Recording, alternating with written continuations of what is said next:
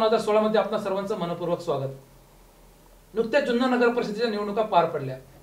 यात थेट जनतेतून नगराध्यक्ष निवडल्या गेल्या आणि जुन्नरकरांनी शिवसेनेला जो कौल दिला, या कौलानंतर जुन्नर नगर परिषदेचे शिवसेनेचे गटनेते मधुकर काजळ यांनी अपक्ष या निवडणुकीमध्ये आपली उमेदवारी दाखल केली होती आणि त्यांनी अतिशय कडवट झुंज या ठिकाणी शिवसेनेला दिली।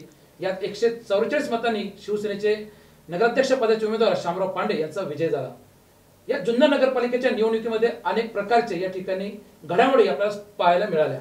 यामध्ये जुन्नर तालुक्याचे आमदार शरददादा सोनवणे जे राज्याचे मनसेचे एकमेव आमदार आहेत, यांनी आपली स्वतःची आघाडी म्हणजेच आपला माणूस आपली आघाडी व राज्यातील व केंद्रातील सत्तेतील भारतीय जनता पार्टी यांच्यावर युती करून या ठिकाणी आपलं स्वतंत्र पॅनल दिलं होतं। यांना देखील या निवडणुकीमध्ये 3 जागा मिळवता आल्या। तर राष्ट्रवादी काँग्रेसने 8 नगरसेवक या ठिकाणी निवडून आणले, तर शिवसेनेला 5 जागा या ठिकाणी समाधान मानावं लागलं। आजच्या या संपूर्ण घटनेचं आपण विश्लेषण करणार आहोत। आपल्यासोबत आमदार शरददादा सोनवणे आहेत। दादा, आपल्या आजच्या स्टुडिओमध्ये आपलं स्वागत आहे। आपल्यासोबत या चर्चेमध्ये आपला आजचे कार्यकारी संपादक सुरेश वाणी सर आहेत। वाणी साहेब, आपल्या चर्चेमध्ये स्वागत आहे। तर मी चर्चेला सुरुवात करतोय। दादा, जुन्नर नगरपालिकेच्या नुकत्याच निवडणुका पार पडल्या। सुरुवातीच्या घटनाक्रमापासून आपण या संपूर्ण घटनेचे साक्षीदार आहात। आपणही आपला माणूस आपली आघाडी आपलं पॅनल उभं केलं होतं। जुन्नर शहराच्या या निवडणुकीबद्दल आपलं नेमकं धोरण काय होतं आणि झालेल्या निवडणुकीकडे आपण कसं पाहता, काय सांगाल? शिवभूमीची ही निवडणूक खरं तर जुन्नर शहराच्या बदलाच्या अपेक्षेने मी पाहिली। ज्या पद्धतीने नवीन आमदार म्हणून लोकांनी मला स्वीकारलं, 40-50 वर्षानंतरच्या अनेक असलेल्या पारंपरिक आमदारांनंतर लोकांनी मला बदल म्हणून स्वीकारलं। त्या बदलाचा नवीन चेहरा म्हणून मी जुन्नर शहराकडे पाहत असताना गेले 1.5 महिना मी या शहरामध्ये स्वतः मुक्कामी राहिलो, केवळ शहरासाठी, केवळ माझ्या शहरातल्या माणसांसाठी, या मातीसाठी। पण दुर्दैव असं आहे की शहराने पारंपरिक पद्धतीची भूमिका ठेवली, पारंपरिक पद्धतीचं मतदान केलं। काही जागा राष्ट्रवादी, काही शिवसेना, त्यात मलाही थोडंसं यश आलं नाही अशातला भाग नाही, चिंचू प्रवेश झाला माझा। खरं तर पक्ष काढणं आणि पक्ष घेऊन काम करणं हे फार अवघड बाब आहे। म्हणजे जे पवार साहेबांनी केलं राज्यामध्ये, जे आत्तापर्यंत ज्या मोठमोठ्या असलेल्या मातबर लोकांनी केलं, ते एक सुरुवात मी कुठेतरी माझ्या तालुक्यासाठी केली, हे निश्चितपणे आहे। पण ही महत्त्वाकांक्षा मी जी पाहिली ती पक्षविरहित केवळ ह्या शहराच्या बदलासाठी पाहिली। पण ह्या शहराचा मी प्रत्यक्षदृष्ट्या ज्यावेळेला अनुभवाने ज्यावेळेला स्वरूप पाहिलं, ते स्वरूप फार भयानक वाटलं मला। मला अशी अपेक्षा होती की वेळ आणि काळ कोणासाठी थांबत नाही, मग शहर असं का वागलं काय म्हणून यांना हा आता उद्याचा प्रश्नचिन्हाचं उत्तर मिळणार आहे मला कळलेलं नाही अजूनपर्यंत। आता मी पण इथेच आहे, पाहणार आहे पुढच्या 5 वर्षामध्ये काय होतं। याचा अर्थ असं नाही की मी केवळ गंमत पाहिला आहे, पण मला खात्री आहे जेवढी मदत मागतील मी त्यांना पुरेपूर करेल, तो भाग नाही। परंतु आत्तापर्यंतचा 40 वर्षाचा या सत्तेतला अनुभव मी पाहिला आहे, तर 80% भ्रष्टाचाराला ही मंडळी पाठीशी घालतात आणि 20%च कामं जनमानसामध्ये जातात, ते अतिशय निकृष्ट दर्जाची आहे। आता पाहूया आपण नक्की हे लोक मंडळी काय काय करणार आहेत। मला तर वाटतं की या शहराच्या मतदानावर मी नाखुश आहे। व्यक्ती म्हणून मी कुणाच्या बाबतीमध्ये कधीच टीका केली नाही, मला ती आवडत नाही, मी ती करत नाही। परंतु तो लोभनीय चेहरा जो मी माझ्या डोळ्यासमोर बंद डोळ्यामध्ये मी तो पाहिला की ह्या शहराला मी नवी मुंबई करेल, ते स्वप्न मात्र माझं स्वप्नच राहिलं। मला अतिशय या शहराची आता काळजी वाटायला लागली आहे, कारण मी 1.5 महिना मी पण इथं यांच्याबरोबर मच्छर खाल्लेत, दुर्गंधीचा सामना केलाय, घाणीचं साम्राज्य पाहिलंय, निकृष्ट दर्जाची पाईपलाईन पाहिली, अतिशय वाईट पद्धतीचं पाणी या ठिकाणी मी स्वतःसुद्धा त्या ठिकाणी पाहिलंय, ते पिलोय। काय होणार या शहराचं? या शहरामध्ये फार काय पद्धतीची क्रांती घडेल असं तरी मला वाटत नाही। जी मदत मला नगराध्यक्ष श्याम पांडे मागतील ते मी देणार, किंवा कुठलाही नगरसेवक मला आमदार म्हणून ज्या ठिकाणी मला म्हणतील की साहेब मला तुमची या ठिकाणी मदत पाहिजे, मी 100% देणार। हा झाला एक प्रोटोकॉलचा भाग, हा झाला एक त्या ठिकाणच्या संवेदनशील असलेल्या आपुलकीच्या सहकार्याचा भाग। पण जी डिसिजन पॉवर पाहिजे, जी प्लॅनिंग पाहिजे, जो DPR पाहिजे, तो कसा ही मंडळी सँक्शन करणार आहे, कसं काम करणार आहे, मला काय कल्पित नाही. पण मात्र मतदारांनी ज्या पद्धतीने मतदान केलं, मी शहराच्या मतदानावर तीव्र पद्धतीने नाराज आहे. एक संधी नवीन आमदार म्हणून इतक्या वर्ष राष्ट्रवादीने सत्ता चालवली, इतक्या वर्ष शिवसेनेने सत्ता चालवली, एक बदल म्हणतो तर तुम्ही मला एकदा एक संधी द्यायला पाहिजे. जुना नगराध्यक्ष नको किंवा त्यांच्या मनामध्ये तुमच्या मनात खदखद आहे म्हणून मी नगराध्यक्ष सुद्धा अनेक जुनी मंडळी माझ्याकडे मागत असून सुद्धा मी ते नगराध्यक्ष टाळले आणि मी नवीन नगराध्यक्षाला संधी दिली, ॲडव्होकेट चंद्रकांत डाळे, की ज्या माणसाला बोट दाखवता येणार नाही. लोकांनी कारणं आता मला निवडून आल्यानंतर निवडणूक झाल्यानंतर मला कारणं सांगितली का ते कोणाच्या मैत्रीला नाही, दशकीला नाही. लोकांची मैत दशकी पूजा हा भाग नाही. What is the definition of development? काय डेव्हलपमेंट का तर पाहताय तुम्ही शहराला तुम्ही कुठल्या उंचीवर पाहताय? काय करायचं का तुम्हाला नवी मुंबई सारखं शहर? नको का तुम्हाला स्वच्छ पाणी? जर मग का मय्यत दशक्रिय हजार का त्याचा भाग नाही तर तुम्ही आमदार केवळ त्याच विषयावर झालात, मग तुम्ही ते विसरताय का? कोण म्हटलं केवळ दशकी आणि मैत्रीमुळे मी आमदार झालो? असं अनेक वेळा विरोधकही म्हटले, आपणही मान्य केलंय, आपण लोकांची लग्न कार्य केली, त्यातला एक पार्ट आहे. हा एक पार्ट आहे. जनसंपर्क हा लागतोच. पण तुमचा चेहरा संपर्क होता असं तुम्हाला म्हणायचंय? माझ्या उमेदवाराचा जनसंपर्क जरी नव्हता तर तो माझा असलेला उमेदवार या शहरातला गेले 40-50 वर्षाचा इथलाच राहणारा स्थानिक उमेदवार होता, ज्यांनी 40 वर्ष प्रॅक्टिस या कोर्टामध्ये केली. चंद्रकांत डाळे हे नाव काही नवीन नाही आहे या शहराला, परंतु तो चेहरा जो दिला त्याच्या पाठीमागे शरद सोनवणेची स्वप्न दाखवलं तुम्हाला 1.5 महिने तर मी थांबलोच होता. तुम्ही आता म्हटलं की मी जे नवी मुंबईचं स्वप्न जुन्नर शहरासाठी पाहिलं ते स्वप्नच राहिलं. तुम्ही ज्यावेळेला विधानसभेवरती पहिल्यांदा निवडून आलात त्यावेळेला तुम्ही म्हटलं की मला जुन्नरला नवी मुंबई करायचंय. बोलता बोलता आपल्या आमदारकीची 2 वर्ष निघून गेली. कसं करणार? काय त्याचं झालं? कसं करणार? जाणकार म्हणून तुम्ही मला प्रश्न विचारताय कसं करू शकतो मी? सांगा तुम्ही मला. नवी मुंबईच्या शहराचं डेव्हलपमेंट करण्यासाठी स्थानिक स्वराज्य संस्थेचा तिथला जो नगराध्यक्ष असतो इम्पॉर्टंट आहे, महत्त्वाचा आहे. त्याच्याच माध्यमातून DPR, त्याच्याच माध्यमातून सगळ्या गोष्टी कराव्याच लागतात. नाही तर मग ती लोकल बॉडी कुणासाठी आहे? नगरसेवक, नगर, नळ, गटर, रस्ता, काय संज्ञा आहे? नगराध्यक्ष काय संज्ञा आहे? हे आणि आमदार जेव्हा एकत्र येतात त्यावेळेला राज्य शासनाचा आणि केंद्र शासनाचा दरवाजा लोकांच्या हितासाठी ठोकू शकतात. मला 2 वर्षाचा इतका वाईट अनुभव. मी ज्यावेळेला आमदार म्हणून निवडून आलो, एकही कामाचं काम तुम्ही करा शहरातलं म्हणून म्हणायला एक सुद्धा साधी बॉडी माझ्याकडे आलेली नाही. तो सत्कार वगैरे जाऊ द्या, त्याच्यामध्ये मला फार रस नाही.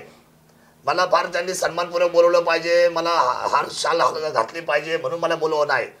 काम म्हणून तरी मला कुठं मागच्या 2 वर्षात बोलवलं. हे स्वप्न माझं आहे लोकांसाठी नवी मुंबईचं, पण ते पूर्ण करण्यासाठी ही मी का निवडणूक डोळ्यासमोर ठेवली? मी का 1.5 महिना मी अधिवेशन सोडलो हो यावेळेला. महाराष्ट्र राज्याचा एकमेव मनसेच्या आमदारांनी हिवाळी अधिवेशन केलं नाही. मला वरतून फोन आला, मला सांगितलं साहेबांनी तू का म्हणून महाराष्ट्र राज्याच्या विधिमंडळाच्या असलेल्या हिवाळी अधिवेशनात जाऊ शकत नाही.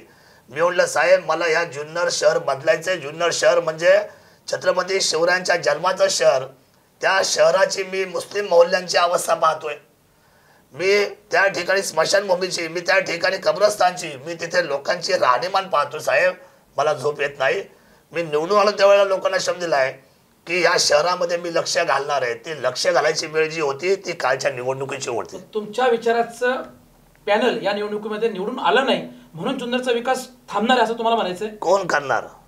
मग राज्यामध्ये जर केंद्रामध्ये जर भारतीय जनता पार्टीची सत्ता आहे, तुम्ही राज्यातले मनसेचे एकमेव आमदार आहात, असं असताना तुम्ही मागील 19 फेब्रुवारीला मुख्यमंत्री साहेबांना 2000 कोटी रुपयाचा विकास आराखड्याचं पत्र देत आहे. आताही तुम्ही जुन्नरच्या जनतेला सांगताय की जर माझी सत्ता आली तर मी 600 कोटी रुपये जुन्नर शहरासाठी खर्च करणार आहे. मग तुमच्या विचाराचे जर या ठिकाणी आलं नाही पॅनल तर मग आता विकास थांबणार आहे का या ठिकाणी? कोण करणार? तुम्ही आमदार आहात, तुम्ही लोकप्रतिनिधी आहात. मी आमदार कुठपर्यंत आहे त्या चौकटीच्या बाहेर पडून ताकद द्यायला आहे. पण त्या ताकदीमध्ये तुम्हाला किल्ले शिवनेरी सारखं एक मोठं त्या ठिकाणी नाव जे जुन्नर शहराला जोडलं जातंय. बरोबर आहे. प्रश्न साधा आहे. जर त्यांनी सत्ता चालवली जात नाही, आय एम सॉरी, ड्रामा करून सत्ता चालवणं माझा स्वभाव नाही. माझं म्हणणं आहे 2000 कोटीचा जो काही समजा त्यांना मी डेव्हलपमेंट प्लॅन दिलाय तो जुन्नरच्या असलेल्या ग्रामीणचा आहे, पर्यटनचा आहे. जुन्नर शहर वेगळं आणि जुन्नरचा ग्रामीण वेगळा आहे. जुन्नरच्या शिवभूमीचा आमचा आजही प्लॅन तयार आहे. त्यांनी घोषित केल्या सगळे रस्ते, सगळ्या ब्रिजेस, सगळ्या गोष्टी या ठिकाणी करण्यासाठी शासन कटिबद्ध राहील. परंतु जुन्नर शहर ही स्वतंत्र व्यवस्था असल्यामुळं जुन्नर शहरातल्या आतमध्ये लक्ष घालण्यासाठी ही स्वतंत्र बॉडी मी नाही तयार केली. ही राज्याच्या घटनेने दिलेली जुन्नर नगर परिषद 155 वर्षाचा असलेला क दर्जाची ही असलेली जुन्नर नगरपालिका. मला असं वाटलं, मी लोकांमध्ये जेव्हा गेलो या 1.5-2 महिन्यामध्ये, लोक म्हणले साहेब एकत्र मिळून आम्हाला लुटतात, एकत्र मिळून आम्हाला लुटतात. आम्हाला योग्य माणूस पाहिजे होता, तुमच्या रूपाने भेटला. तुम्ही योग्य माणूस द्या, तुमच्या मागे आम्ही 100% उभे राहतो. आम्हाला काही जरी झालं तर परिवर्तन पाहिजे. हे मी नाही म्हटलो, ही माझी तमाम जनता म्हटली माझ्या जुन्नर शहरातली.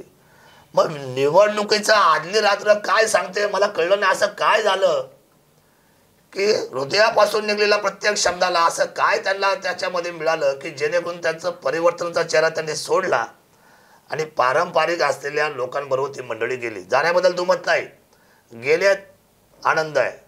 शेवटी सोसायचं कुणाला बघा. अजून 8 दिवसामध्ये स्वतःचा चेहरा आरशात पाहिल्यानंतर प्रत्येकाला कळणार आहे की मी काय होतो आणि मी कुठं राहिलो आणि मी काय केलंय.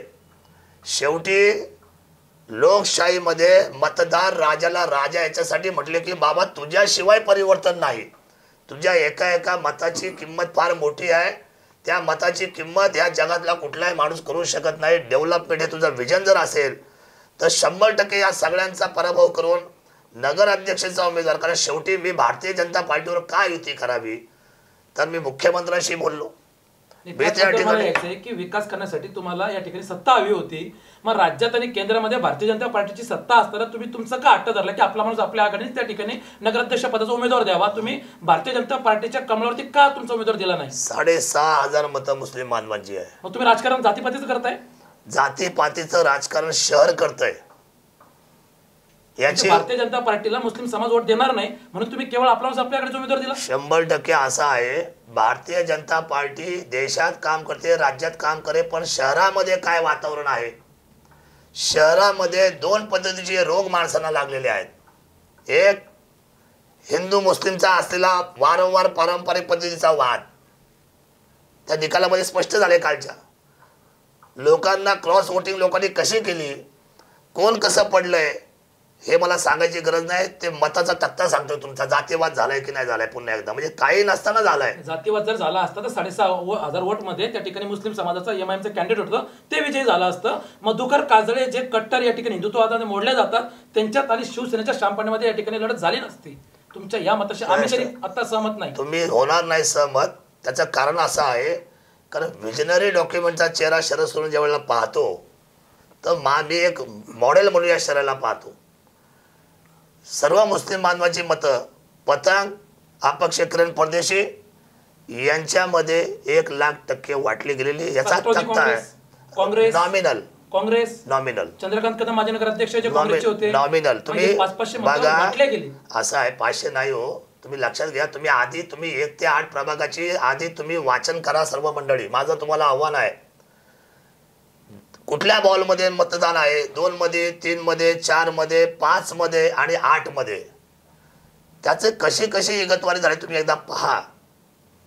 माझं म्हणणं असं होतं की मला माहीत होतं की हिंदू समाजाची मतं 2 मतांमध्ये फार मोठ्या पद्धतीमध्ये वाटली जाणार आहे. ते कोण चेहरे होते? ते खूप चांगले चेहरे होते. एक मप्पा काजळे आणि एक श्याम पांडे. त्यातलं जे काय उरेल ते माझ्या ताब्यामध्ये काय होतं. म्हणजे समजा यांना 1,500 भेटले, यांना 1,500 भेटले, तर त्यातली जे काही 700-800 वोटिंग होती ती माझ्या पत्रात येणार होती. कारण माझं या शहरामध्ये तसं काही संघटनेचं नातं नव्हतं, कालही नाही नव्हतं. इथून पुढे ते वाढले कारण मी आता 1.5 महिने या शहरामध्ये थांबलो. जातीवाद मी कशाला करेल? जातीवाद हा मला मिटवायचा आहे म्हणून मी हा चेहरा घेतला. शरद सोनवणे डेव्हलपमेंटचा चेहरा म्हणून आपला माणूस आपली आघाडी आणली. भारतीय जनता पार्टी जातीवाद करत असं म्हणायचं. भारतीय जनता पार्टीला मुस्लिम बांधव मतदान करताना त्या ठिकाणी त्यांनी 10 वेळा विचार केला असता. हे मी सांगत नाहीये. हिंदू मुस्लिमच्या बॉलमधलं वातावरण काय आहे हे मला नव्याने तुम्हाला सांगायची गरज नाही या शहरामध्ये. आणि माझं असं म्हणणं आहे जोपर्यंत या सगळ्या गोष्टी मिटत नाही तोपर्यंत जुन्नर शहर बदलू शकत नाही. जुन्नर शहराला बदलावंच लागेल, आज नाही तर पुढच्या पिढीला, त्याच्या पुढच्या पिढीला. मानवतेचा विषय असा आहे की शेवटी डेव्हलपमेंट हाच तुमच्या आयुष्याच्या सगळ्यात मोठ्या सर्वोच्च असलेल्या व्यवस्थेचा अर्थ आहे. अरे कोणतं पाणी पितो तुम्ही? रस्त्यावर का बोलत नाही, लाईटीवर का बोलत नाही, पाण्यावर का बोलत नाही, ड्रेनेजवर का बोलत नाही, भ्रष्टाचारावर का बोलत नाही, त्याच्यावर तुम्ही का मत देत नाही? दोन गोष्टीचा फॅक्टर, एक म्हणजे प्रचंड पैसा. आजही माझ्याकडे अनेक लोकांच्या चांगल्या चांगल्या लोकांच्या क्लिपा आहेत. लोकांची भांबर निवडून टाकेल मी दाखवली तर. का लोक पैशाला हात लावतात? तुमची किंमत आहे का 2 आणि 3 हजार 5 हजार 10 हजार रुपये मताची? मग तुम्हाला वाटत नाही का माझ्या मुलाबाळांचा उत्कर्ष व्हावा, माझ्या शहराचा उत्कर्ष व्हावा? माझं म्हणणं इथं आहे, एकही रुपया न वाटता चांगल्या पद्धतीचा विचार जर शरद सोनवणे घेऊन आलाय पुढे आणि जबाबदारी स्वीकारली ना, 3 वर्षामध्ये जर हे शहर नाही बदलून तुम्हाला दिलं असतं तर विधानसभेच्या निवडणुकीला मत सुद्धा मागायला मी शहरामध्ये येणार नाही, असं आव्हान मी शहरवासियांना केलं. पण ह्या सगळ्या गोष्टी शेवटी ही तळमळ कुणासाठी आहे? ही तळमळ जुन्नर शहराच्या विकासासाठी आहे. मी हे का म्हटलो, भाजपला का विनंती केली, भाजपने सुद्धा का मान्य केलं, तर त्यांना कळलं की ह्या माणसाकडे विजन आहे, हा माणूस 100% शहर बदलायच्या परिस्थितीमध्ये आलेला आहे आणि म्हणून याला सपोर्ट करा. आम्ही एकत्र युती केली, आम्ही एकत्र काम केलं, आम्ही लोकांच्या समोर गेलो. प्रश्न असा आहे इथं फक्त, लोकांनी जे आता मतांचं उत्तर केलं ते मतांचं उत्तर शहराच्या असलेल्या भविष्याला अतिशय धोकादायक आहे. आपण पाहूच ना, शेवटी आलेला प्रत्येक माणूस असं म्हणणार आहे, बघा आम्ही काय करून दाखवतो, काय करून दाखवतो. हे उत्तर मी पण घेणार आहे, आपलं चॅनल सुद्धा घेणार आहे आणि सर्वसामान्य जनता सुद्धा घेणार आहे. निश्चितपणे त्या सगळ्याकडे लक्ष आहे. पण एक माझं निश्चित आहे, मी कुणाच्याही रस्त्यातला आडवा काटा नाही. मला नगराध्यक्ष श्याम पांडे ज्या ज्या वेळेला मदत मागतील, जिथं यायचं म्हणतील, म्हटले दिल्लीला चला दिल्लीला येईल, म्हटले मुंबईला चला मुंबईला येईल. शेवटी त्यांना करायचं आहे, मी त्यांना सपोर्टेड काम करणार आहे, मी त्यांच्या बरोबर आहे. शेवटी माझ्या तालुक्यातल्या शहराची भूमिका नगराध्यक्ष म्हणते काय काय त्या ठिकाणी घेतात आणि त्या असलेल्या भूमिकेला ठाम पाठबळ देणं ही माझी जबाबदारी आहे. निश्चितपणे उद्याच्या असलेल्या तालुक्याच्या संवर्धनाच्या निमित्ताने शहराला उंची मिळावी आणि माझे हातून शहर डेव्हलप व्हावं असं काय नाही. उद्या श्यामराव पांडेने सुद्धा शहर डेव्हलप केलं तर 100% त्यांचं कौतुक मी या संपूर्ण तालुक्याच्या व्यासपीठावर मी सन्माननीय नगराध्यक्ष करायला माझी जबाबदारी नैतिकतेची आहे. त्यांनी करावं. तरुण मुलगा आहे, चांगला आहे, माझा मित्र आहे, श्याम माझा मित्र आहे, मापा काजळे माझा मित्र आहे, माझं कुणाशी कधी भांडणच नाही. कुठल्याही नगराध्यक्षाचं बसावं. माझी भूमिका म्हणजे माझ्या खांद्यावर आली होती म्हणून मी ती स्वीकारायला तयार होतो. आता ही भूमिका शिवसेना म्हणून शिवसेनेच्या खांद्यावर आली. उद्याचा उपनगराध्यक्ष कोण होतोय मला कल्पना नाही. या सगळ्या मंडळींनी ही नैतिक जबाबदारी शहराची स्वीकारून 100% विकासाचं धोरण आखावं. माझी जेवढी काय मदत लागेल मी जाहीर सांगतो आपल्याला, कुठेही या मंडळींना मी बाधा येईल असं माझ्याकडून राजकीय वातावरण होणार नाही. सामाजिक ध्रुवीकरणातून या शहराला बदलावं आणि उद्या श्याम पांडेला सुद्धा लोकांनी मोठं मानावं. त्याच्यामध्ये एवढी मोठ्या उंचीवर त्यांनी जर जाऊन काम केलं तर श्यामचं कौतुक पाहायला मी स्वतः आमदार म्हणून मी त्या ठिकाणी उत्सुक आहे. मगाशी तुम्ही म्हणालात की भारतीय जनता पार्टीच्या कमळ या चिन्हाला जुन्नरचा मुस्लिम बांधव मत देणार नाही म्हणून तुम्ही आपला माणूस आपल्या आघाडीचा स्वतंत्र उमेदवार दिला. भारतीय जनता पार्टीने तुमच्यावरती पूर्ण विश्वास दाखवून जुन्नरच्या या नगर परिषदेच्या निवडणुकीची सगळी सूत्र तुमच्या हातामध्ये दिली होती. तुम्ही भारतीय जनता पार्टीचे 10 एबी फॉर्म त्या ठिकाणी लावले. तुमच्याच नेतृत्वाखाली याच भारतीय जनता पार्टीच्या 5 उमेदवारांचे एबी फॉर्म हे बाद झाले. काय सांगाल आपण? नाही पहा, याच्यामध्ये 2 प्रकार होते. भारतीय जनता पार्टीची माझी आघाडीची युती झाली होती. भारतीय जनता पार्टीचं नेतृत्व भारतीय जनता पार्टीनेच केलं. संयुक्तिकपणे असलेल्या इलेक्शनची जबाबदारी माझ्या खांद्यावर होती. परंतु उमेदवार कोण द्यायचे हा भारतीय जनता पार्टीचा निर्णय होता कमळाच्या चिन्हावर. शिवाय त्या उमेदवारांना एबी फॉर्म द्यायची सुद्धा जबाबदारी त्यांच्याच पक्षाची होती. माझी भूमिका फक्त 100% हे पॅनल एकदा तयार झालं की ते पॅनल पुढे घेऊन जायचं, ते मतांतर करायचं, मतांमधून रूपांतर करून त्याला विजयी करायचं. अशा पद्धतीच्या असलेल्या भूमिकेला मी सामोरं गेलेलो आहे. एबी फॉर्म का गाळ झाले, कसे गाळ झाले हा अंतर्गत भाजपचा विषय आहे. बाद छन्नीमध्ये बाद झाले, गाळ होण्यापेक्षा नाही गाळ पण झाले, पद्धतीने फॉर्म भरले गेले, आडनाव चुकीचे लावले गेले. हा सर्व भारतीय जनता पार्टीचा असलेला विषय आहे. शेवटी एवढा मोठा पक्ष आहे, गडबड झाली असेल किंवा त्याच्यामध्ये अजून काही प्रकार घडला असेल, पण त्याच्याप्रमाणे त्या म्हणण्याप्रमाणे मग त्या 17पैकी 14च उमेदवार माझे उभे राहिले ना. 3 जे उमेदवार राहिले ते कमळाच्या चिन्हावरच राहिले ना. आज किती नाही म्हटलं तर 1 नंबर प्रभागामध्ये सुमित लांडे समोरची एक महिला कमळाच्या चिन्हावर राहिली. आमचा नंदू तांबोळे शहराचा अध्यक्ष होता, त्याच्या समोरची महिला ती पण कमळाच्या चिन्हावर राहिली. अजून तो त्या ठिकाणी आमचा 6 नंबर बाद झाला. त्याचं कारण असं आहे की आडनाव चुकीचं लागलं, माहेरचं लागलं. शेवटी तांत्रिक चुकीवर भाजपची काही माझी जी चिन्हाच्या त्या ठिकाणी गडबड झाली, त्यामध्ये भारतीय जनता पार्टीला सुद्धा त्या किंवा तुमचं कम्युनिकेशन झालं नाही असं म्हणताय? नाही, आता असं आहे, कम्युनिकेशन हा पार्टच नाही. ज्या जागा त्यांना सोडून दिल्या ते त्यांनी भरायच्या ठरल्या. ज्या जागा मी नेतृत्व कधी स्कुटीने नंतर ज्या वेळेला 100% प्राण उभा राहतो तिथून पुढे नेतृत्व मी सांगतो. याच्यानंतर जर तुम्ही म्हटले की भारतीय जनता पार्टीला मुस्लिम समाज वोट देणार नाही, तुम्ही पाहून आघाडी केली, तर प्रभाग क्रमांक 7 मध्ये भारतीय जनता पार्टीच्या उमेदवार 4था नंबरचा उमेदवार राहिला. त्या ठिकाणी मुस्लिम समाज अतिशय 20 ते 25च आहे. हे कसं झालं? नाही, तसं नाही. मतांचा जो व्यवस्थेचा असलेल्या लोकांचा जो समजा त्या ठिकाणी जो डाटा आहे किंवा आपण पसंतीचं मत त्याला म्हणूया, पसंतीमध्ये कमल जाऊ शकतं ना कधी कधी 4 नंबरला, असं काही नाही आहे. शेवटी उमेदवार पाहिल्यानंतर, त्याच्या स्पर्धेतले उमेदवार पाहिल्यानंतर 100% चिन्ह म्हणून कोणी मतदान नाही करत ना. शेवटी त्या लोकल निवडणुकीला माणूस म्हणून पाहिलं जातं ना पहिल्यांदा. त्याच प्रभागामध्ये तुम्ही अपक्ष सचिन सासण्याला सुरुवातीला शब्द दिला होता आपल्या आघाडीचा, आणि त्यांची उमेदवारी नाकारून तुम्ही मग भारतीय जनता पार्टीच्या उमेदवाराला त्या ठिकाणी पसंती दिली. आपला माणूस आपल्या आघाडीचा उमेदवार होता सचिन सासाने, त्याने 291 मतं घेतली. पण आपला माणूस आपल्या आघाडीचा नंतर सचिन सासाने उमेदवार देता नाही आला मला. त्याचं कारण आहे की ती जागा भाजपकडे गेली. वाटाघाटीनंतरचे होणारे बदल ह्या बदलाप्रमाणे आपण उमेदवार डिक्लेअर करत असतो. जिथं भाजप दिलं तिथं त्यांनी निर्णय घ्यायचे म्हणून सचिन राहिला.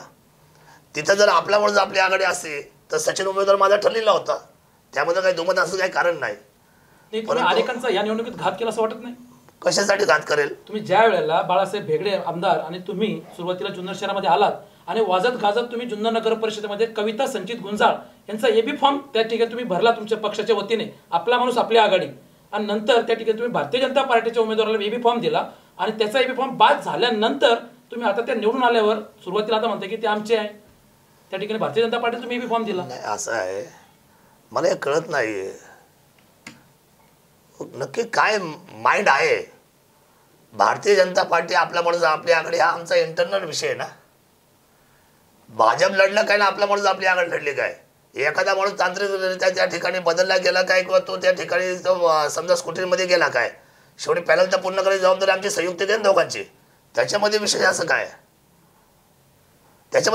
काय? ज्याला तुम्ही वाजत गाजत नेलं, त्याचा फॉर्म भरला, त्याचीच तुम्ही उमेदवार नाकारली आणि दुसऱ्या दिवशी एबी फॉर्म तुम्ही भारतीय जनता पार्टी जोडला, म्हणजे हा घातच झाला त्या उमेदवाराचा. असं आहे, घात झाला तर निवडून आम्ही जाणलाय ना. पण ते तुमचा भारतीय जनता पार्टीच्या उमेदवाराच्या छाननीमध्ये बाद झाल्यानंतर जे काय असेल ते, माझं असं म्हणणं आहे, घात हा शब्द 40 वर्षाच्या सत्ताधाऱ्यांना विचारा. माझ्याच पक्षातल्या माझ्याच बरोबरच्या लोकांना एवढा मोठा शॉक आहे की कसं काय शहर मतदान करू शकतं 40 वर्षात त्याच गोष्टी करणाऱ्या माणसांना.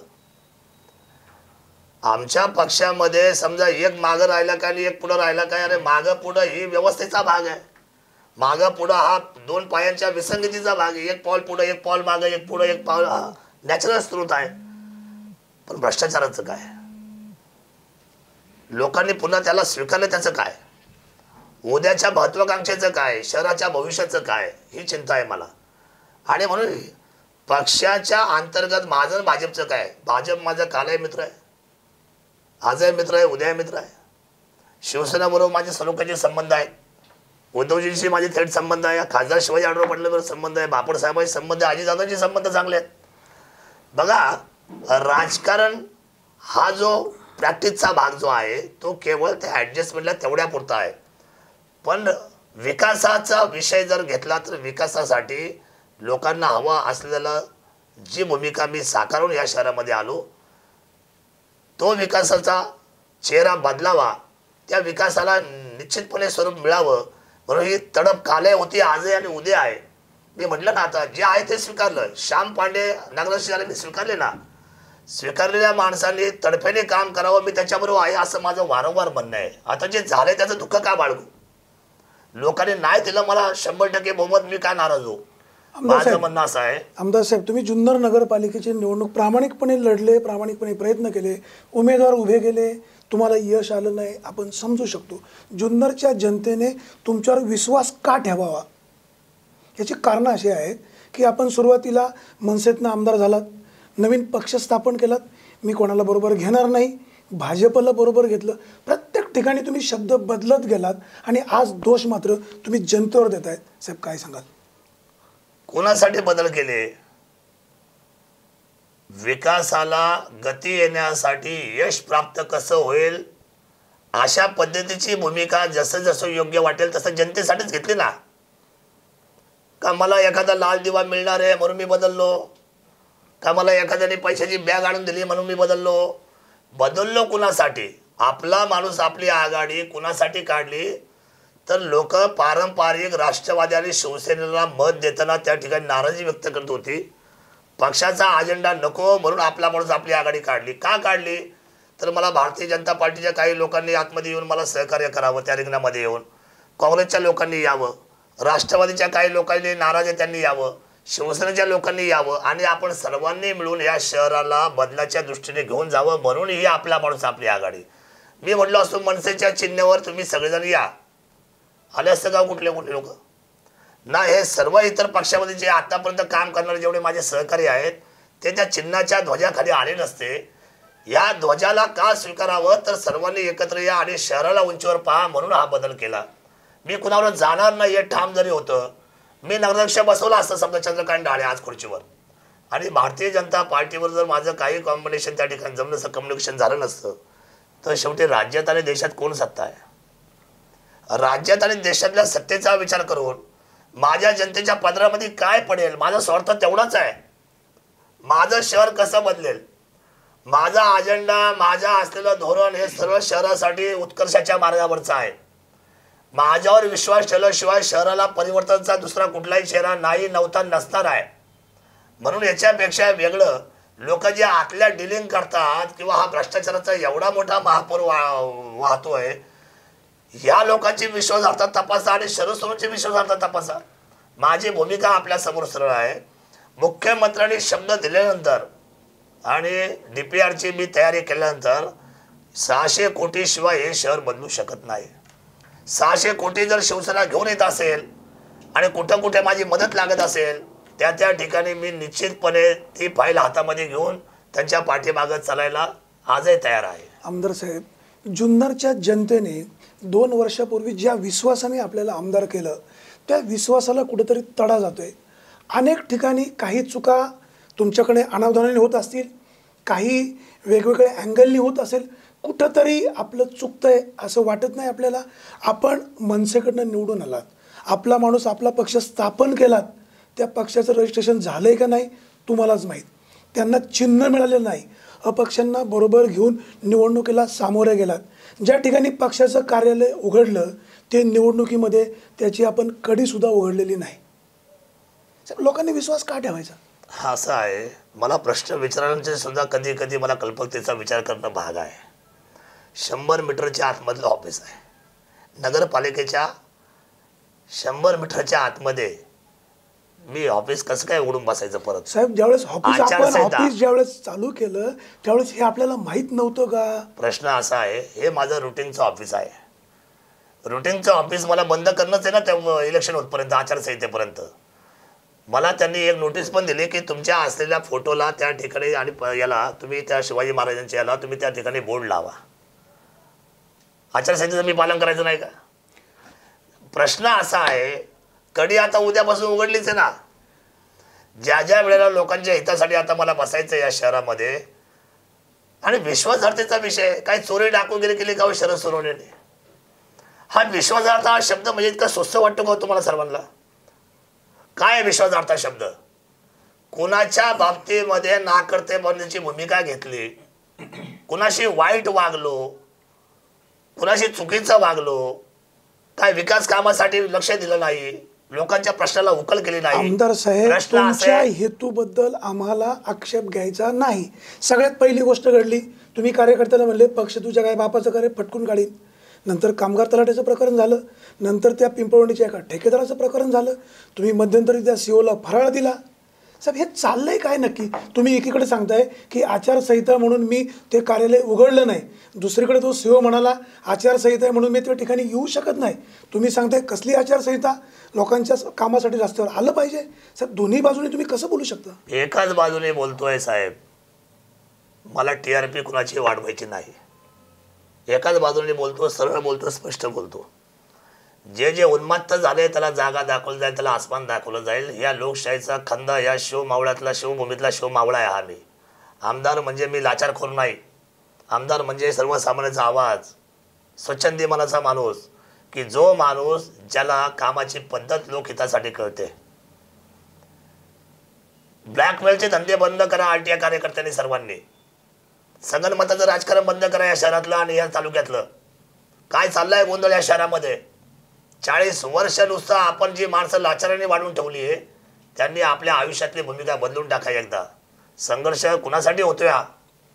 शरद सोनवणे आरोप आहे का खंडणीचा, टक्केवारीचा, 1 रुपयाच्या कुणाच्या मागण्याचा, भ्रष्टाचाराचा?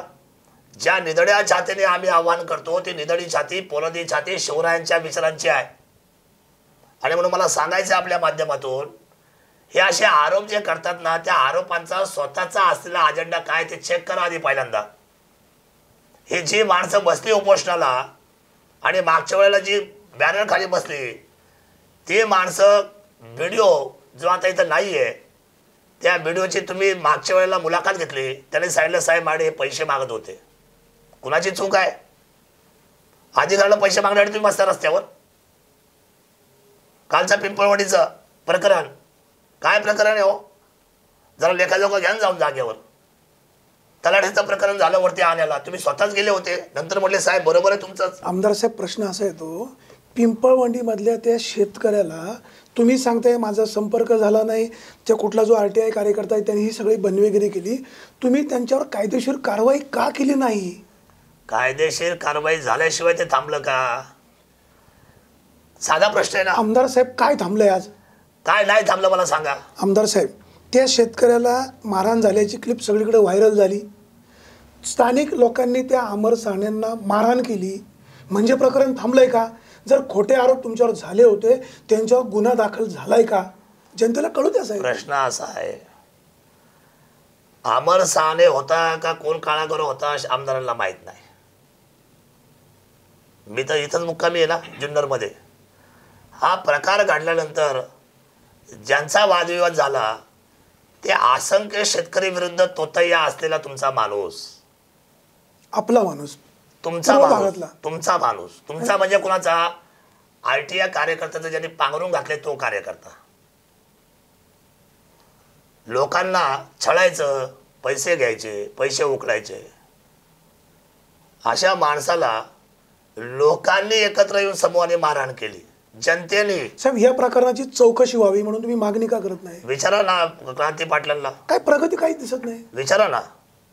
प्रगती एका दिवसाचा खेळ आहे का लोकशाही म्हणजे? साहेब, एका दिवसाचं उत्तर आहे का? साहेब, इन्क्वायरी सुरू आहे किंवा तुम्ही मागणी केली हे कोणाला माहित नाही. तुम्हाला असं आहे, मीडिया समोर बोललंच म्हणजे इन्क्वायरी का? साहेब, इन्क्वायरी असा अर्थ असतो. वास्तव स्वीकार. वास्तव असं आहे, वरतून ज्या पद्धतीने मी वरती SP बोललो, ॲडिशनल SP बोललो, त्याची इन्क्वायरी आणि विशेष म्हणजे प्रांतांशी पण बोललो, त्या सर्व लोकांनी आणि विशेष म्हणजे त्याच्यामध्ये तिसरं खातं इरिगेशन, या सगळ्यांच्या फायली आता तयार आहे. त्याच्यानंतर त्याच्यावर गंभीर पद्धतीचा गुन्हा नोंदवला जाणार आहे. आमदार साहेब, आता हे जोपर्यंत त्यांच्या फायली तयार होत नाही, शासन आहे ते, जोपर्यंत ते रेकॉर्डवर येत नाही तोपर्यंत त्याच्यावर आबरू नुकसानीचा दावा मला ठोकता येत नाही. मी आबरू नुकसानीचा दावा, माझा कार्यकर्ता 100% त्या ठिकाणी नुकसानीचा ठोकणार आहे. त्याचं कारण असं आहे, जिथे आमदारांचा संबंध नाही तिथं आमदाराचं नाव घ्यायचं कारण काय? आमदार साहेब, तुम्ही तालुक्याचे आमदार आहात, तुम्हाला लोक चांगलंही म्हणणार, एखाद्या ठिकाणी चूक झाली नाही झाली लोकांना वाटलं, लोक त्याच्यावर कमेंट्स करणार. ह्या नगरपालिकेच्या निवडणुकीमध्ये अजित पवार जुन्नरला आले होते.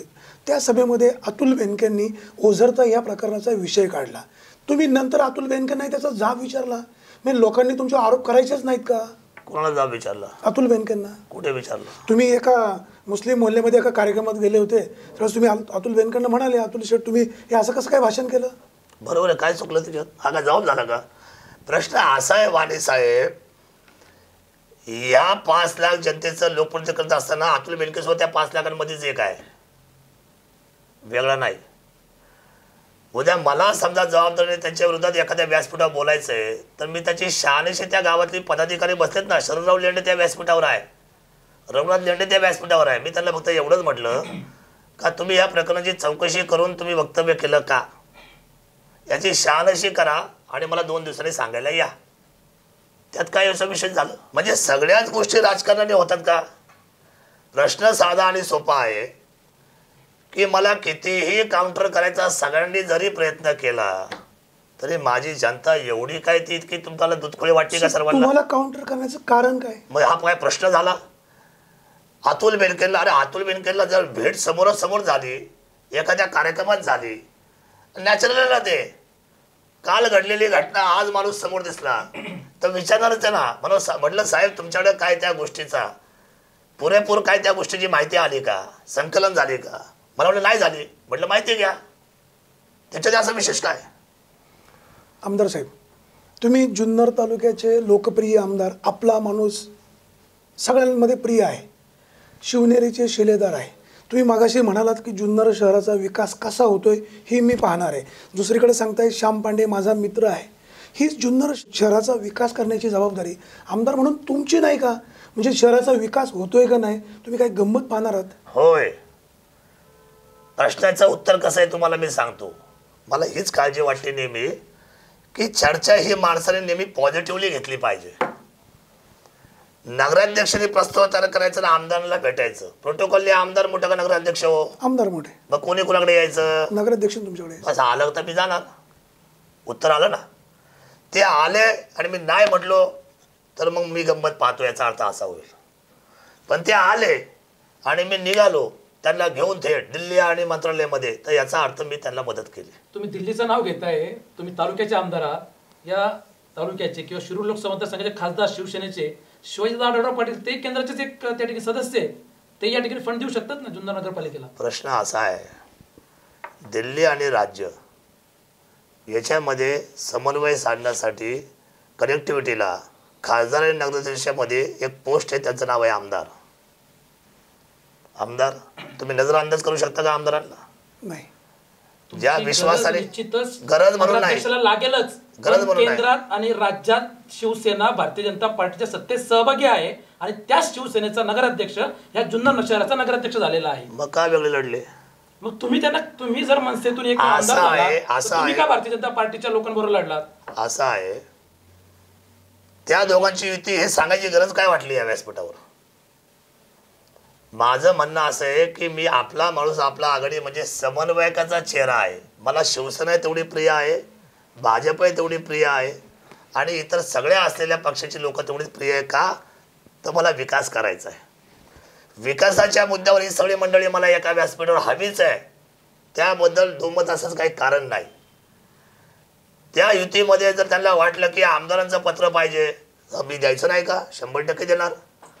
आमदारांनी त्या ठिकाणी स्वतः त्या पत्राला उत्तर केलं पाहिजे किंवा तुम्ही जाऊन भेटलं पाहिजे, आग्रह केला पाहिजे. कारण शेवटी विधिमंडळ तर मी ना राज्याच्या, मी तिथं जाऊन त्या विधिमंडळाच्या असलेल्या खात्याशी मी जर म्हटलो की जे नगर विकास खातं आहे जे मुख्यमंत्र्यांकडे आहे, तिथं मी जाऊन जर सारखा दर आठवड्याला फॉलोअप घेतला तर अनेक विकासाच्या कामाला आपण उत्तर करू शकू.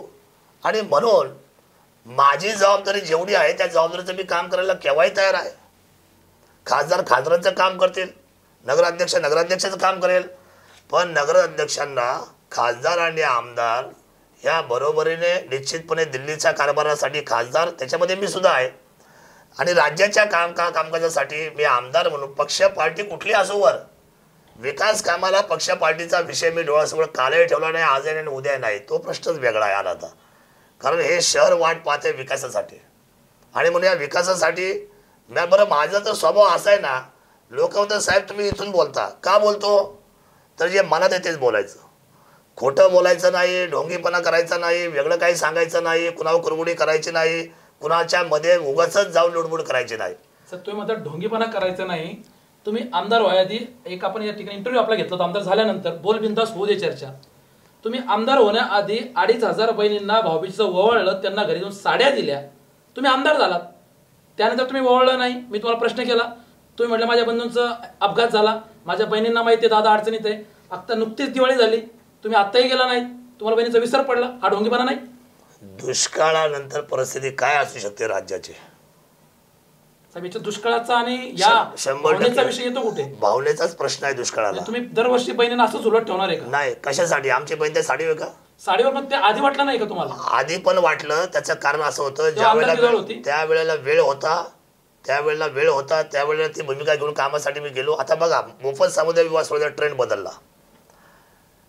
एका वेळेला 50, 70, 100 लग्न यायची, आता लोक 8 आणि 10 लोक येतात. दिवसेंदिवस ग्रुपची संख्या कमी होत चालली. मी नाही, अनेकांना विचारा का बदल करतो माणूस? माझा मुद्दा बाजूला राहिला. तुमच्या मुद्द्यावर बोलतोय. इतका सहजासहजी विसरणारा मुद्दा विसरणारा आमदार नाही शरद सोनवणे. मुद्द्यावरच आहे विषय. प्रश्न सरळ आहे. मागच्या वर्षीच्या अर्थकारणाची भूमिका पाहिली तर मी ज्या व्यवसायामध्ये काम करतो, मला काय गव्हर्नमेंट देतं का पैसा? साड्या वाटप करायला, लग्न करायला मला शासन पैसा देते का? जो मला योग्य वाटतो तो निर्णय मी करतो. माझं मन स्वच्छंदी आहे. मागच्या वर्षी दुष्काळामध्ये पाणी प्यायला नसताना माझ्या मुंबईच्या व्यापारावर प्रचंड म्हणजे 70% व्यापारावर परिणाम झाला. त्या परिणामाचा तोटा मला रोजच्या दैनंदिन आला. मग त्या दैनंदिनमध्ये मी काय विचार करतो की मी माझ्या चौकट कुठं आहे आणि त्या चौकटीच्या मी किती बाहेर जाऊन काम केलं पाहिजे. साहेब दुष्काळाची परिस्थिती ज्यावेळेस आपण साड्या वाटल्या 2013ला, तेव्हा दुष्काळाची परिस्थिती होती. मागच्या वर्षी दुष्काळाची परिस्थिती सावरली आणि आत्ता परिस्थिती चांगली आहे. आत्ता फक्त नोटाबंदीचा फटका बसतोय. या दिवाळीच्या वेळेला मागचा उन्हाळा अजून लांब गेलेला नाही. प्यायला पाणी मागच्या वर्षी कमी पिलं. मला वाटतं विसरते का तुम्ही सगळी मंडळी? आम्ही तेच सांगतोय ना की 2013ला दुष्काळाची परिस्थिती होती जेव्हा आपण साड्या वाटल्या. माझं म्हणणं आहे असं की 2013ला 12ला पर्जन्यमानाचा आधी आपण आकडा घ्या. दुष्काळ 2014ला पडलाय. साहेब नोव्हेंबर डिसेंबर दिवाळी असते 14च्या सुरुवातीला. त्याचा परिणाम लगेच मला काय तुम्हाला असं अडचण दुसरी एक तुमची मला तुम्हाला सांगायचं प्रामाणिकपणे, माझे मित्र आहात तुम्ही, शेती नाही करत नाही या अडचण आहे. साहेब शेती करतो, माझी शेती आहे, भाग नाही. शेतीचा फटका पाण्याचा कसा कुठे भेटतो त्याचा दुर्वळ परिणाम 6 महिन्याचा असतो. त्याचा कॅटलॉग समजून घ्या तुम्ही कामांचा.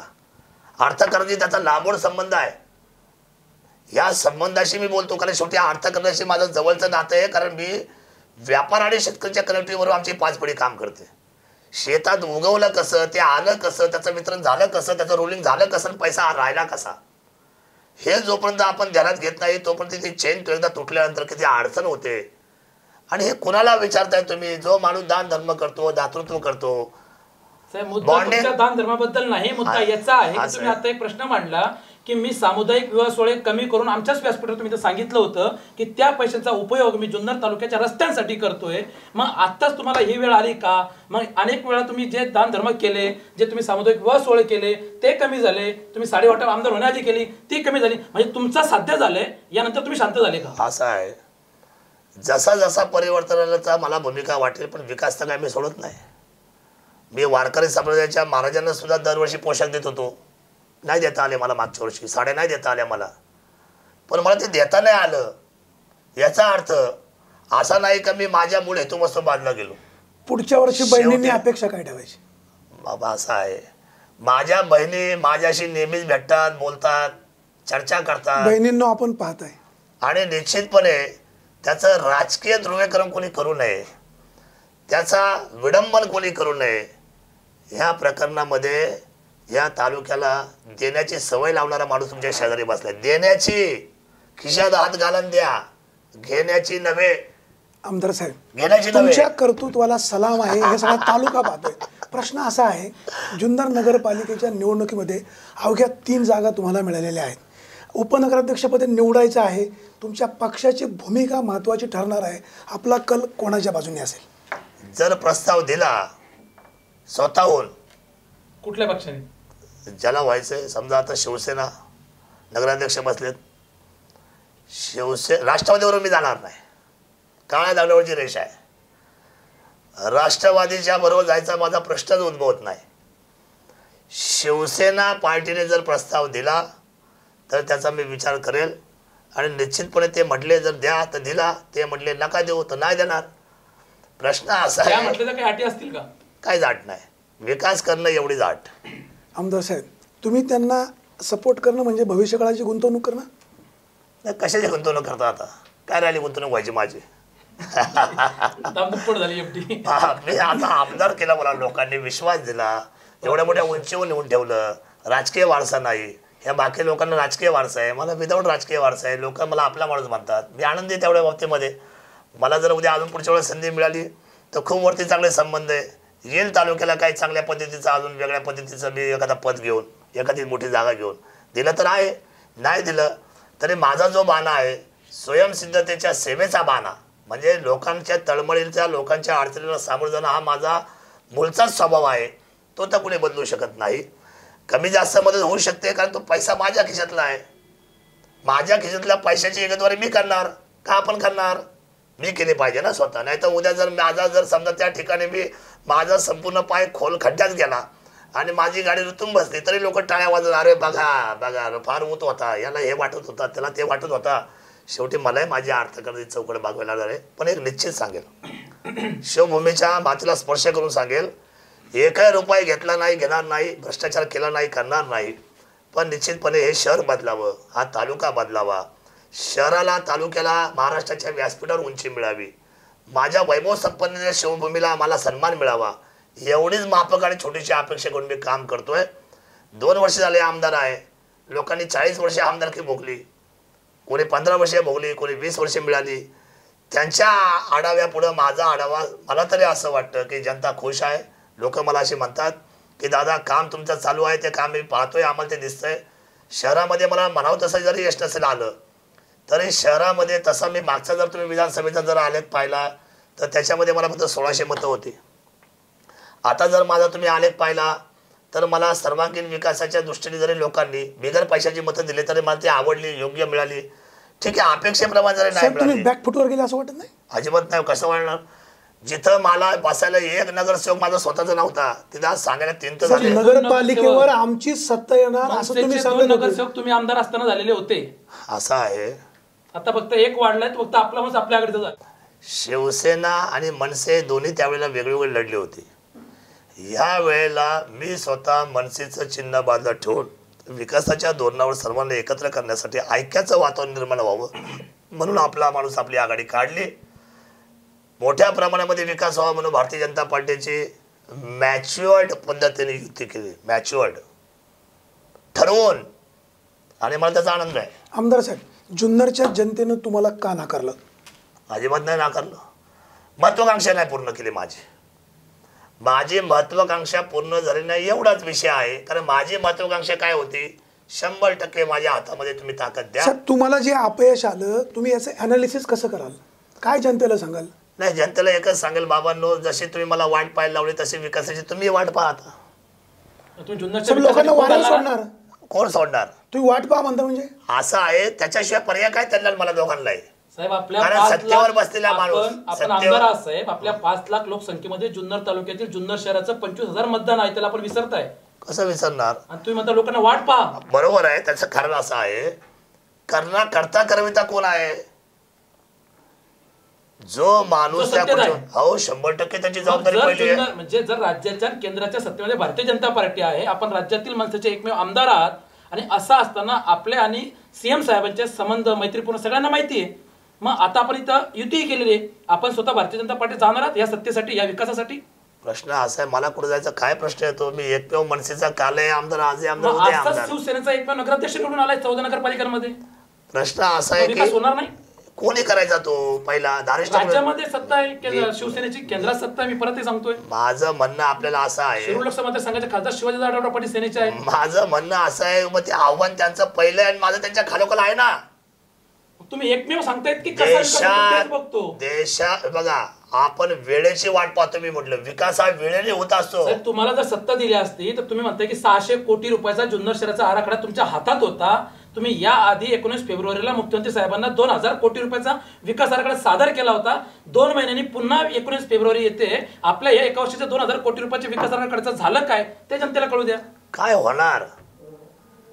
प्लॅनिंग केलेल्या व्यक्तिमत्वाला प्लॅनिंगची दिशा ठरवण्यासाठी त्याच्याची कालबद्धता निश्चित करण्यासाठी शेवटी मेकिंग डिसिजन पॉवर पॉलिसी असलेली जी आहे ती महाराष्ट्र राज्याच्या हातात आहे. त्या राज्याचा तिथूनचा दरवाजा ठोठवणं हे माझं आमदार म्हणून माझी नैतिकता आहे. हे स्वप्न 100% ठोठवणार. पण त्याच्यासाठी प्लॅनिंग DPR कोण तयार करणार? नगराध्यक्ष तयार करणार. मला काही गोंधळ तुमचा लक्षात येत नाही हो. प्रश्न असा आहे की नगराध्यक्षपद एवढ्या जबाबदारीचं शहराचं लोकांनी त्यांना दिलंय. त्यांची मूळ पहिली जबाबदारी पायाभरणी तिथं आहे. आमचं काम आहे महाजन खासदारांचं त्यांना सपोर्ट करणं. आमदार साहेब तुमचं म्हणणं विकासाचं काम हे एका दिवसाचं नाही. आता आम्हाला हेच म्हणायचंय, मी 3 वर्षाचा जुन्नर करण्याचे 600 कोटी रुपये सांगितले ते एका दिवसाचे होते का? नाही. माझं तर म्हणणं असं आहे, असा प्रश्न आहे बघा. तुम्हाला साधी गोष्ट मी व्यवहाराची सांगेल.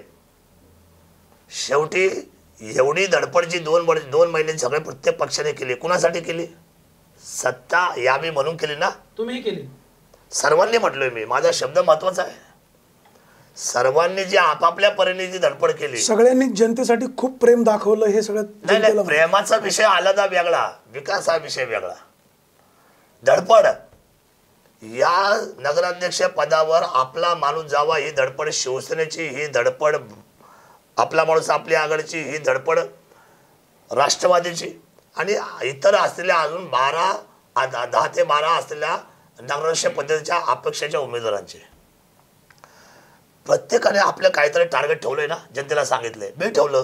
मी माझं टार्गेट सांगितलं की मी तुम्हाला 3 वर्षामध्ये हे शहर बदलून दाखवतो. कधी? त्या सत्तेवर मी नगराध्यक्ष माझा स्वतःच्या विचाराचा बसवल त्यावेळेला. आता नाही बसला तर याचा अर्थ मी सहकार्यकर्ते कुठून सोडून दिले? त्या नगराध्यक्ष पदावरच्या माणसाची जबाबदारी त्यांची वाढलेली आहे. आता त्यांना सपोर्ट मी मागाशी सांगितलं, प्रोटोकॉल प्रमाणे आमदार लोकांमधून एवढ्या मोठ्या उंचीवरचा माणूस आलाय, तो जनतेचा सेवक आहे, नगराध्यक्ष शहराचा सेवक आहे. त्यांनी फाईल तयार करणं आणि माझ्याकडे घेऊन येणं, बरोबरीने जर नाही काम केलं तर मग सांगा. मी असणं आणि मी बरोबरीने असणं याच्यात सुद्धा जमीन असण्याचा फरक आहे. हे तुम्हालाही कळतंय. साहेब, नगराध्यक्ष थेट जनतेतून निवडला गेला आणि एका नगराध्यक्षाच्या शर्यतीमध्ये जुन्नर शहरामध्ये 13 नगराध्यक्षाचे उमेदवार हे निवडणूक रिंगणामध्ये लढले. आपण काय सांगाल, याला कोण जबाबदार होतं? काही अंशी आपणही जबाबदार होता? नाही, माझं काय संबंध जबाबदार कुठला? संबंध असा होता की जे माजी नगराध्यक्ष अनिल मेहर हे शिवसेनेचे माजी नगराध्यक्ष होते, ते आपल्यासोबत काही दिवस फिरले, आपले सुद्धा ते उमेदवारी मागत होते. नाही तर अपक्ष उमेदवार किरण परदेशी आपल्या संपर्कात होते. या लोकांना आपण उमेदवारी दिली नाही, आपण चंद्रकांत डाळेंना उमेदवारी दिली, यामुळेच ही लोक अपक्ष लढली. नाही, असं आहे. नगर अध्यक्ष हे फ्री सीट आहे, फ्री सीट. तिथे कोणी उभं राहावं ही ज्याच्या त्याच्या तयारीचा भाग आहे. माझ्याकडे तिकीट मागावं हा त्यांच्या असलेल्या मागणीचा प्रकार आहे. आपला माणूस आपल्या आघाडीकडे चंद्रकांत कदमांनी तिकीट मागितली, किरण परदेशांनी तिकीट मागितली, अनिल मेहरांनी तिकीट मागितली, संभाजीराव तांबळेंनी तिकीट मागितली, डाळेंनी तिकीट मागितली नाही. डाळेंचा चेहरा मी पुढे घेऊन आलो. हे जे सगळे आहेत, संभाजी साळवेंनी सुद्धा तिकीट मागितले. यांना मी सगळ्यांना विनंती केली हात जोडून की आपण सगळे एक होऊ, चंद्रकांत डाळेंना मदत करू. कुठं अपयशाला आपल्याला जरी झाले नाही तर नाही. आता असं आहे, महत्वाकांक्षेला कुठे अपयशाने यशाची झालं नसते. महत्वाकांक्षा असा विषय असतो की त्याला थांब म्हटलं तर थांबू शकत नाही. ही महत्वाकांक्षा असा शब्द आहे, महत्वाकांक्षाच म्हटलं त्या शब्दाला. त्याच्यामध्ये आपण कुठेही त्या लोकांना त्या महत्वाकांक्षेच्या शब्दाला दाबून टाकू शकत नाही किंवा त्याच्या बाबतीतला कुठल्याही बाबतीतला आपण निर्णय त्यांना त्या ठिकाणी जबरदस्ती करू शकत नाही. आणि म्हणून महत्वाकांक्षाने ही सगळी मंडळी स्वतः म्हटली, साहेब बघा आम्ही निवडून येतो की नाही. प्रत्येकाचा तो शब्द मी हात जोडला, मी विनंती केली, म्हटले आपण एकत्र येऊ. आम्ही हात जोडले, सर्वांना म्हटलं की आपण एकत्र येऊ. एकत्र आलो की शहराला योग्य मेसेज जाईल. जे तुमच्या मनात आहे ना, भ्रष्टाचार विरहित कारभार व्हायला पाहिजे, ते स्वप्न माझंच आहे. या शहराला बदलायला पाहिजे, हे सुद्धा तुमचं माझी स्वप्न सारखे असताना मग आपण वेगळे वेगळे का? आमदार साहेब, तुमच्याकडनं सर्वसामान्य जनतेची प्रचंड अपेक्षा आहे की जी जुनी मंडळी करू शकले नाही म्हणून जनतेने तुम्हाला निवडून दिले, पण तसं होताना काही अंशी दिसत नाही. ठराव कोण आतमध्ये करणार हो? साहेब सांगतो आता आम्हाला. आता आमदार साहेब, त्या आतमध्ये जाऊन ठराव काय आमदार करणार आमदार हो? साहेब, आमचा प्रश्न पूर्ण होऊ द्या. हा. जुन्नरच्या जनतेने तुम्हाला चांगल्या हेतूसाठी निवडून दिलेलं आहे. पूर्वीची मंडळी तालुक्यामध्ये काही गोष्टी करू शकले नाही म्हणून एक सर्वसामान्यांचा चेहरा म्हणून तुम्हाला निवडून दिलेला आहे. गेले 2 वर्षापासून जुन्नरची आमसभा झालेली नाही. तुम्ही शब्दाला पक्के असता, मी आमसभा घेणारच. डिसेंबर संपत आलाय, या वर्षाची आमसभाही झालेली नाही. जनतेने विश्वास कोणावर ठेवायचा? आमसभा झालेली आहे, मला मान्य आहे. आमसभा मी घेणार. प्रश्न असा आहे की आता मधल्या काळामध्ये जी आचारसंहिता लागली आपण पाहतो, त्याच्या आधी मी माझं नोटीस काढलं. त्याच्यावर अधिकाऱ्यांचं म्हणणं असं आलं की जलयुक्त शिवाराचा असलेला प्रचंड कामाचा तणाव आणि मधल्या असलेल्या सगळ्या ज्या अपडेटच्या गोष्टी आहेत त्याच्यामधून आम्हाला वेळ देता येणार नाही, तर आपण ती आमसभा पुढं घ्यावी. आता पुढे म्हणजे आता हे डिसेंबरच्या एंडपर्यंत एक आमसभा होईल. प्रश्न असा आहे, आमसभा होणं गरजेचं आहे. कायदे आणि सुव्यवस्थेचं राज्य उभं राहावं ही व्यवस्था आहे. लोकांना सगळ्या गोष्टीच्या न्यायप्रणालीमध्ये कामासाठी जेवढी लोक मला येऊन भेटतात त्या लोकांना माझं सरळ हजर जबाबी असलेलं उत्तर आहे. त्यांच्या कामावर माझं लक्ष आहे.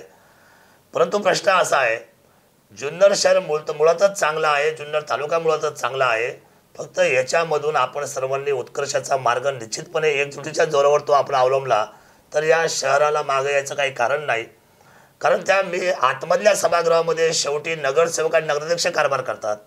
त्यांनी योग्य भूमिका घेऊन जर बाहेर आले आणि तो प्रस्ताव घेऊन जर माझ्याकडून खासदारकडे आले तर खासदार महोदय सुद्धा विकासाच्या मुद्द्यावर काम करताय, मी विकासाच्या मुद्द्यावर काम करतोय. त्यांना लोकांनी 3 टर्म स्वीकारले, मला नवीन चेहरा म्हणून स्वीकारले.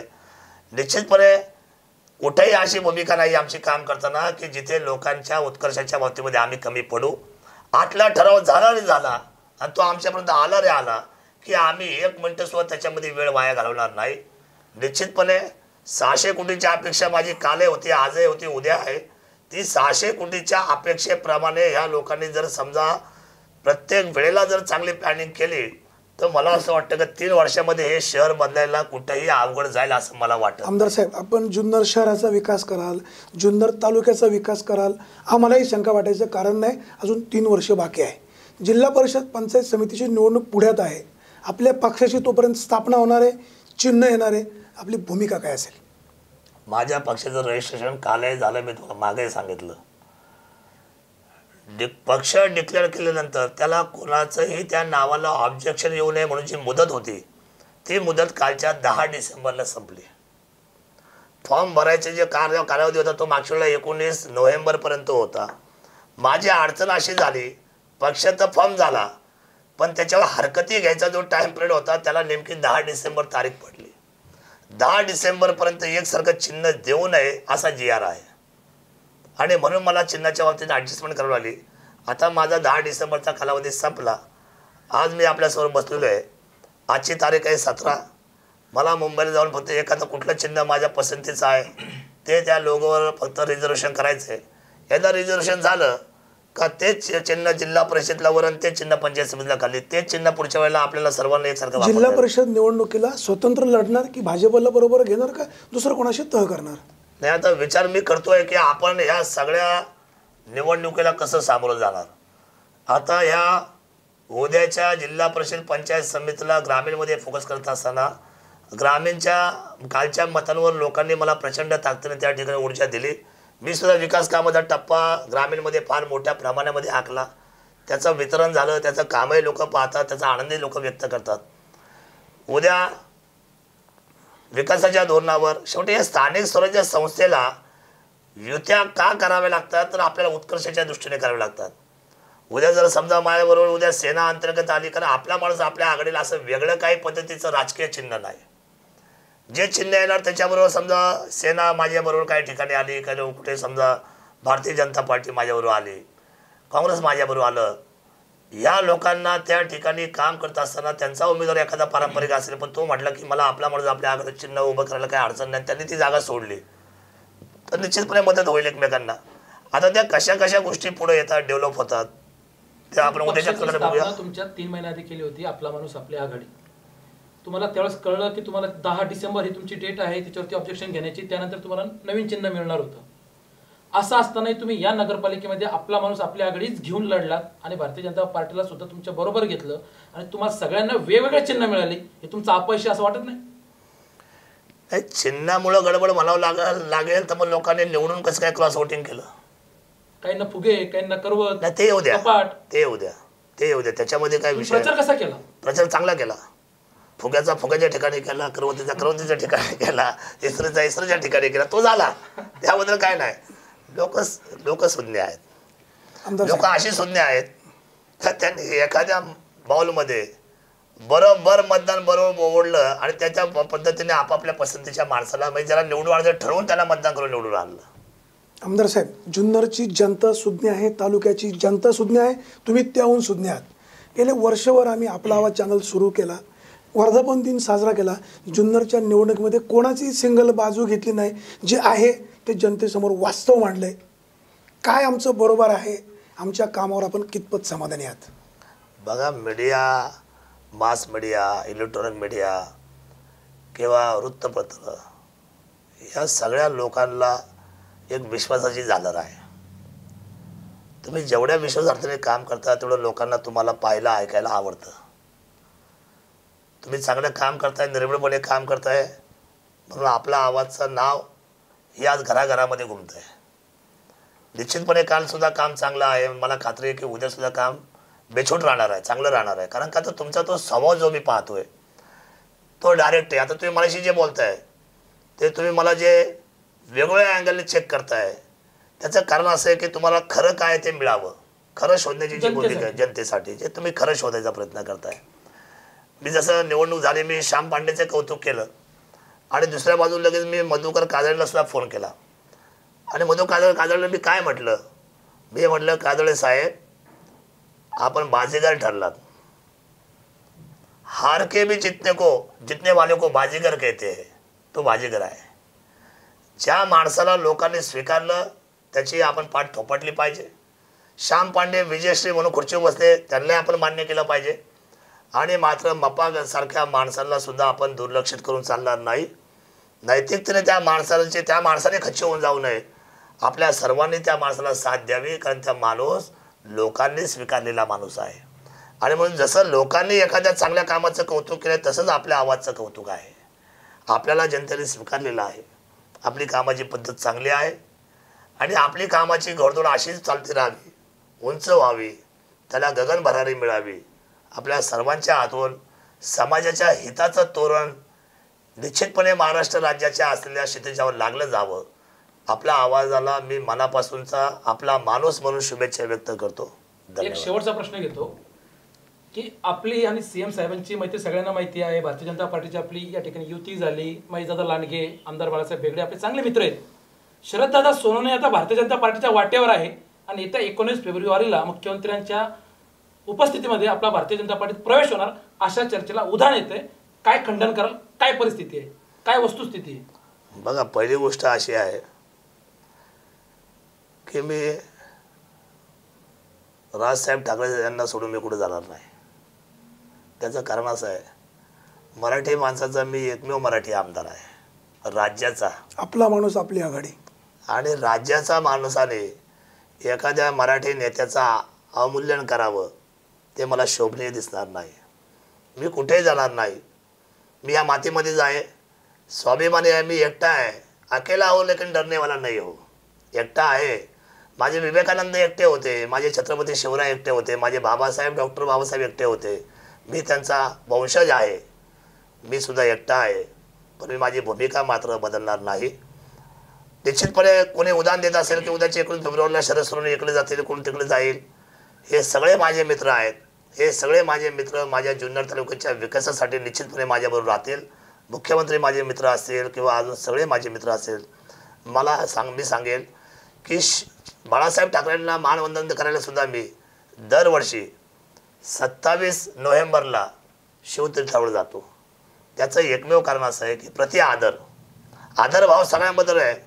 काल सुद्धा शरदचंद्रजी पवार साहेबांचं 75 वर्षाच्या आमिष चिंतन असलेल्या विधिमंडळातलं भाषण तुम्ही मला आवर्जून ऐका. मी उत्तुंग पद्धतीचं भाषण आणि ते त्या ठिकाणच्या सभागृहाने नोंदवून घेतलं. विशेष म्हणजे त्यांनी मला कौतुकाची थाप टाकली. कारण ही जी सगळी या महाराष्ट्रातली माणसं ही आपली सगळ्यांची मूल्य आहेत. ही सगळी मंडळी आपले हिरे आहेत. यांना जपणं ही आपल्या सर्वांची नैतिकता आहे. परिस्थितीनंतर काय काय निर्णय होतोय हा अजून तर निवडणुकीला फार काळ आहे. माझी तर ही तिकीट तर कायमचीच आहे. महाराष्ट्र सेनेचा मी उमेदवार काल आहे, आज आहे, उद्या आहे. तो सोडून जावा का न जावा हा तर विषय अजून माझ्या मनामध्ये कधी आलाच नाही. आमदार साहेब, तुम्ही तर हयात आमदार राहावेत अशा आमच्या शुभेच्छा आहेत. जुन्नर तालुक्यामध्ये 5 धरणं आहेत. मागील वर्षी आपण नियोजन करायला कमी पडलात म्हणून पाणी जुन्नरकरांना मिळालं नाही. ह्या वर्षीचं आपलं नियोजन काय असेल? नाही, मागच्या वर्षी पाणी कमी मिळालं नाही.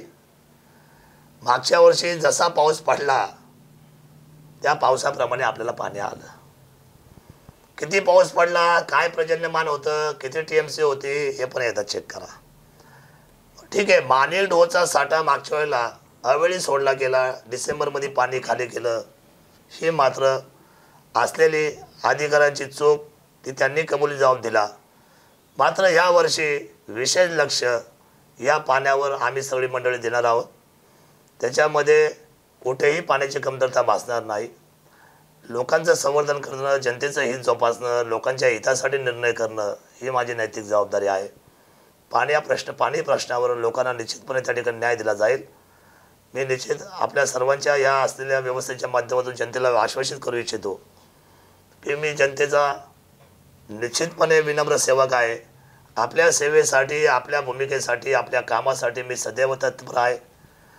जर एखादी गोष्ट तुम्हाला त्या ठिकाणी अधिकाऱ्यांच्या माध्यमातून, शासनाच्या माध्यमातून जर समजा त्या ठिकाणी वाटत असलं की बदलावी, तर तुम्ही मला तातडीने संपर्क करावा. निश्चितपणे त्या पद्धतीचा बदल मी आपल्या सर्वांच्या साथीने त्या ठिकाणी करणार आहे.